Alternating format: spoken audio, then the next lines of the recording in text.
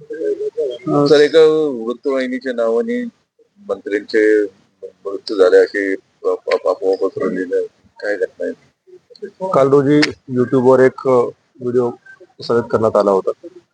त्याच्या थंबनेल वरती नाशिक येथील सन्माननीय मंत्री महोदयाचा मृत्यू झाल्याची खोटं थंबनेल लावून पुढे व्हिडिओ प्रसारित करण्यात आलेला आहे. या व्हिडिओमध्ये खोटी माहिती देऊन अफवा पसरवण्याचा प्रयत्न केल्याबद्दल संबंधित व्यक्तीविरुद्ध संबंधित युट्यूब चॅनल विरुद्ध गुन्हा दाखल करण्यात आलेला आहे. सदर व्हिडिओ काढण्याविषयी आणि त्याची माहिती देण्याविषयी युट्यूबला विनंती करण्यात आलेली आहे आणि या व्यक्तीविरुद्ध गुन्हा दाखल करण्यात आलेला असून त्या व्यक्तीचा शोध सुरू आहे. या व्हिडिओमध्ये माननीय मंत्री महोदय श्री छगन भुजबळ यांच्याविषयी खोटा मजकूर प्रसारित करण्यात आलेला आहे आणि संबंधित व्यक्तीचा शोध सुरू आहे. सर, यामध्ये फिर्यादी कोणती? यामध्ये स्वतः पोलिसांनी दखल घेऊन स्वतः फिर्यादी होऊन गुन्हा दाखल करण्यात आलेला आहे. तपास कुठला आहे, काय त्याचा तपास लागला का? त्यांनी पोस्ट केलेली होती. या व्यक्ती जो कोणी आहे त्याचा अजून तपास लागलेला नाही. त्याचा शोध सुरू आहे.